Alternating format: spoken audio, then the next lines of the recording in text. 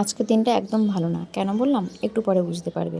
এই দেখো সকালবেলা আমার মা আমার মেয়েকে মালিশ করতে বসে পড়েছে। আর আমি এদিকে বসে, বসে ছোলা বাদাম খাচ্ছিলাম। হ্যালো এভরিওয়ান, কে কেমন আছো? অবশ্যই কিন্তু জানিয়ে যাবে কমেন্ট বক্সে।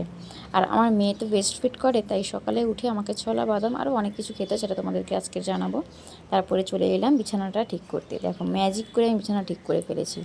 তারপর আমি ওকে বলেছিলাম কটন বাড নিয়ে আসতে, কারণ আমার মেয়ের নাক পরিষ্কার করতে হবে সেই জন্য।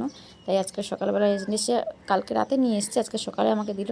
আমিও সেটাকে গুছিয়ে রাখবো, নিয়ে গেলাম। তারপরে এই যে দুধ সাবু খেতে বসেছি। আসলে আমার মেয়ে তো ব্রেস্ট ফিড করে, তাও তো কোনো দিন একটু কমই হয়। তার জন্য ওর জন্য ফর্মুলা মিল্কও আনা আছে। তাও আমিও সকালে উঠে বাদাম, ছোলা, যেদিন যা থাকে ওগুলো খাই। তারপরে এই সাবু দুধ খাই। তারপরে একটু পরে আবার দেখবে ডিম নিয়ে চলে আসবে আমার মা, সেই ডিমটাও খেতে বসে পড়বো। ডিমটা খাওয়ার সময় মনে ছিল না ভিডিও করার, হাফ খেয়ে নিয়েছি, তারপর মনে পড়লো।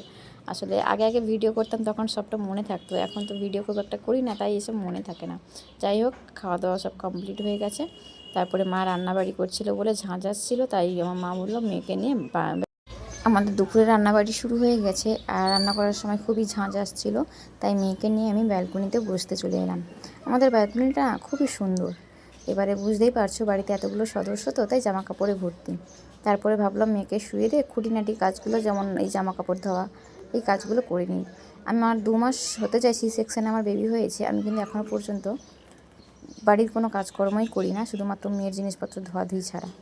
আর এই যে আমার বড় মেয়ে সবে উঠেছে ব্রাশ করার জন্য। আর এই যে দেখো আমার মেয়েকে নিয়ে যাব একটা জায়গায়, তার জন্য জামা কাপড় রেডি করছি। এই জামাগুলো দিয়েছিল আমার বাড়ির মালিক। ওর যখন ষষ্ঠী পুজো হয়েছিল সেই সময় এই জামাগুলো দিয়েছিল, ভীষণই বড়, এখনও পর্যন্ত গায়ে হয় নাই।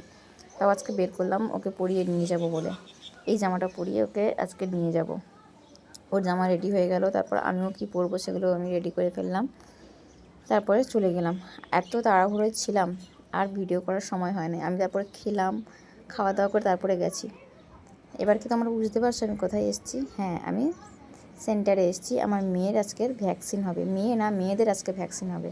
আমার বড় মেয়ে ছোটো মেয়ে দুজনেরই আজকে ভ্যাকসিন দেওয়া হয়ে গেছে। চলে আসলাম, এসে ওকে শুইয়ে দিয়ে তারপরে বড় মেয়ের হাতে জেলটা লাগিয়ে দেবো। জেলটা নিয়ে বসলাম। এই জেলের কথা আর কী বলবো, এই জেলটা তো সবাই জানে। আমিও নিয়ে এসে আগে থেকে বাড়িতে রেখেছি লাগাবো বলে। এবারে বড় মেয়ের হাতে লাগিয়ে দিলাম। বড় মেয়ে তো অনেক বড় হয়ে গেছে, তাই ওকে লাগাতে কোনো সমস্যাই হয় না। এরপরে আমার ছোটো মেয়েকে লাগানোর পালা। হাতে তো লাগিয়ে ফেললাম, কোনো কিছুই সারা শব্দ কিছুই করে নাই। কিন্তু পা দুইটায় মলমটা যখন দিতে গেলাম, যা করছিল ভগবান! আর এত কষ্ট হচ্ছিল, সে আর কী বলবো। এই ভ্যাকসিনগুলো যে কেন দিতে হয়, না দিলেও নয়, ওদের ভালোর জন্যই ভ্যাকসিন দেওয়া হয়। এই যে পায়ে দেওয়ার সময় খুব নড়ানড়ি করবে, ও খুব বিরক্তি বোধ করছে। যাই হোক, আস্তে করে একটা পায়ে দিয়ে দিলাম, আর একটা